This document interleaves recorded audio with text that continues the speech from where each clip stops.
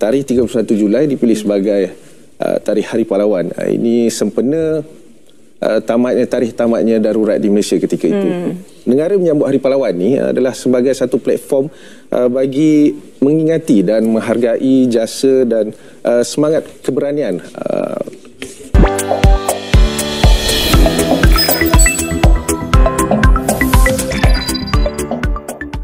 Assalamualaikum warahmatullahi wabarakatuh. Halo teman-teman, jumpa lagi di channel ini. Dan gimana nih kabarnya? Oke, buat teman-teman yang nonton video ini, kabarnya mudah-mudahan selalu sehat. Dan jangan lupa dukung channel ini dengan cara like juga subscribe. Oke, di kesempatan kali ini saya mau reaksi sebuah video dengan judul Pahlawan Malaysia adalah prajurit British. Orang Malaysia menangis dengar pidato Bung Tomo. Simak dari awal sampai akhir sebelum kita berkomentar bareng-bareng.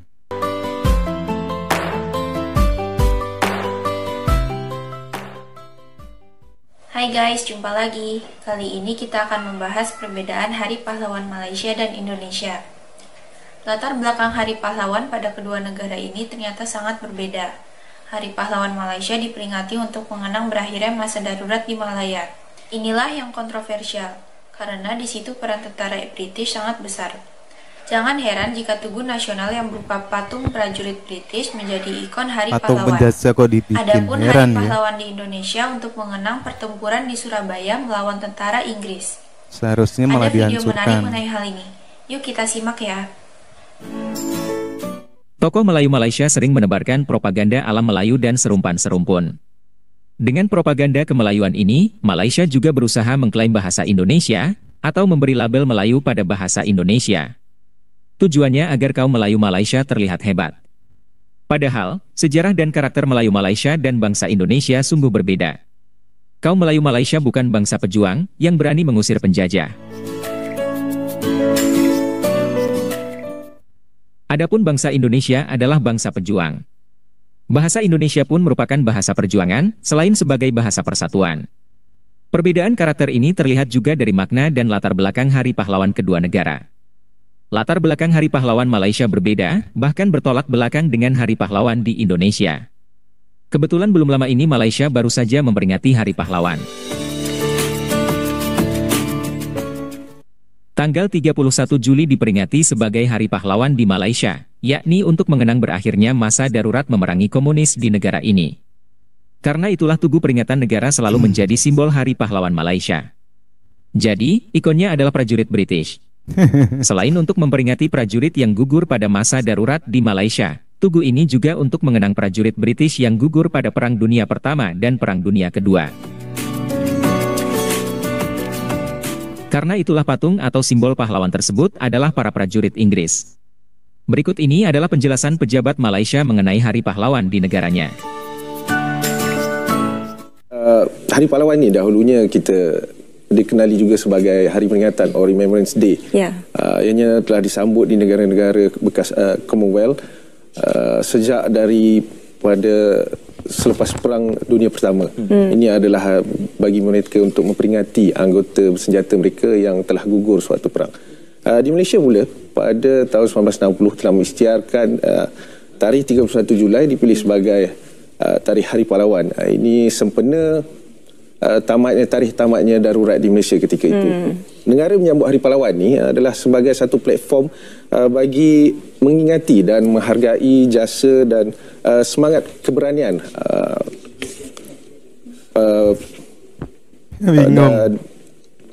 yalah, pengorbanan mereka itulah yang dapat kita rasai sekarang ni, iaitu keamanan dan kemakmuran yang berpanjangan. Persoalannya adalah pada masa darurat itu, British tak hanya melumpuhkan komunis, tapi juga para pejuang kemerdekaan di Malaysia. Jadi tokoh yang menginginkan kemerdekaan murni justru dipenjara. Sedangkan tentara Inggris dianggap jadi pahlawan. Jangan heran jika sejarawan Malaysia sendiri pun mempersoalkan hal itu. Menurut dia, banyak pejuang yang justru masuk penjara di masa darurat Malaysia. Dalam konteks buku sejarah kita pada ini banyak lompang, sangat banyak lompang. Bila saya kaji, saya perhatikan apa masalah dalam buku sejarah ni, yang ahli sejarah bila tulis, dia tidak lengkap, dia tidak sampai, Walha di luar sudah bincang, darurat di sana sudah bincang, dia bukan sebab komunis.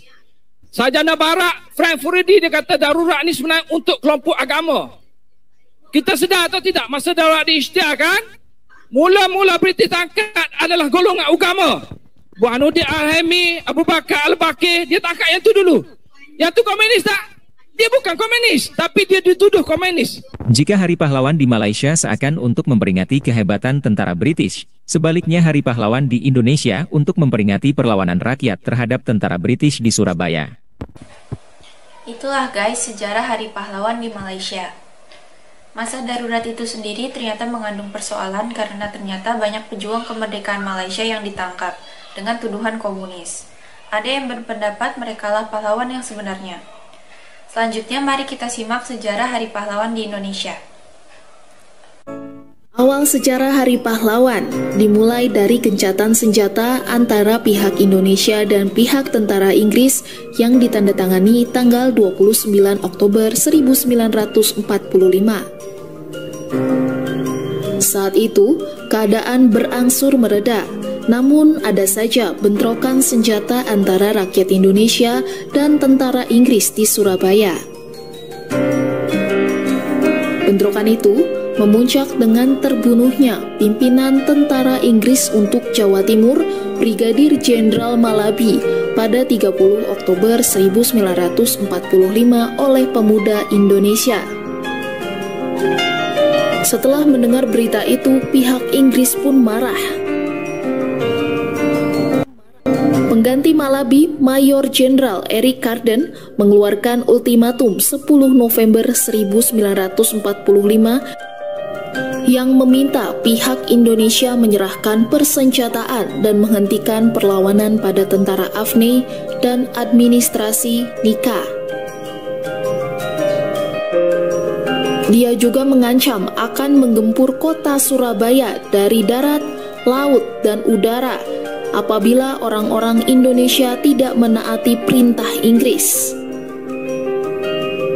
Mereka juga mengeluarkan instruksi yang isinya bahwa semua pimpinan bangsa Indonesia dan para pemuda di Surabaya harus datang selambat-lambatnya tanggal 10 November 1945 pukul 6 pagi pada tempat yang telah ditentukan.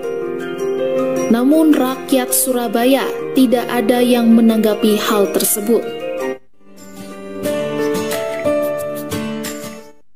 Selanjutnya kita simak video reaksi YouTuber Malaysia mengenai pidato Bung Tomo menjelang peristiwa 10 November 1945.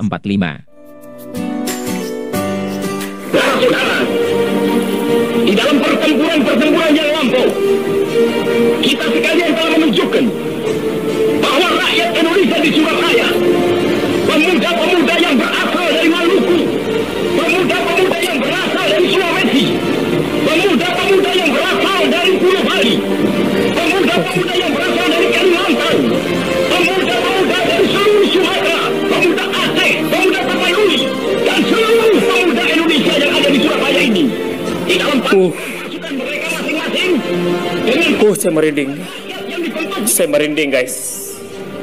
telah menunjukkan satu pertahanan yang tidak bisa dijebol.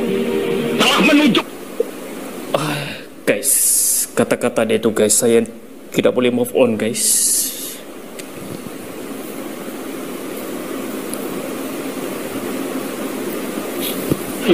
Sehingga mereka itu terjebak di mana-mana. Hanya karena taktik yang licik daripada mereka itu, saudara-saudara, dengan mendatangkan presiden dan pemimpin-pemimpin lainnya ke Surabaya ini, maka kita tunduk untuk memberhentikan pertempuran. Tetapi pada masa itu mereka telah memperkuat diri, dan setelah kuat, sekarang inilah keadaannya. Saudara-saudara, kita semuanya, kita bangsa Indonesia yang ada di Surabaya ini, akan menerima tantangan tentara Inggris itu. Dan pimpinan tentara Inggris yang ada di Surabaya ingin mendengarkan jawaban Indonesia, ingin mendengarkan jawaban seluruh pemuda Indonesia yang ada di Surabaya ini. Dengarkan tentara Inggris. Ini jawaban kita. Ini jawaban rakyat Surabaya. Ini jawaban pemuda Indonesia kepada kau sekalian. Hei, tentara Inggris, kau menghendaki bahwa kita ini akan membawa bendera putih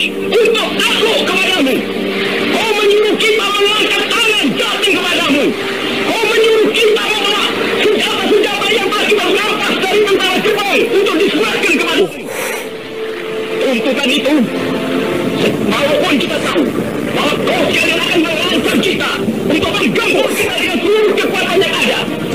Tetapi inilah jabatan kita.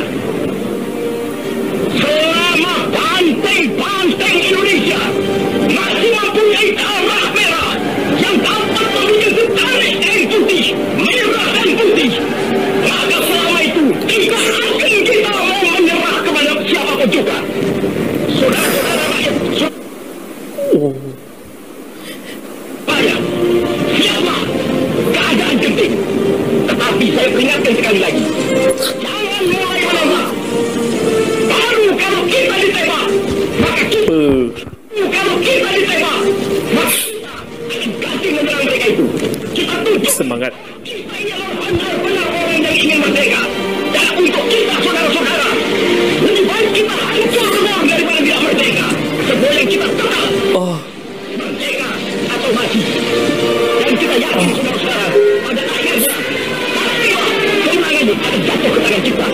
Sebab Allah selalu berada di pihak yang benar. Percayalah, saudara-saudara. Begitulah guys perbedaan Hari Pahlawan Malaysia dan Indonesia. Sejak awal, proses pembentukan kedua negara memang berbeda. Konsep negara Malaysia dan Indonesia pun berbeda.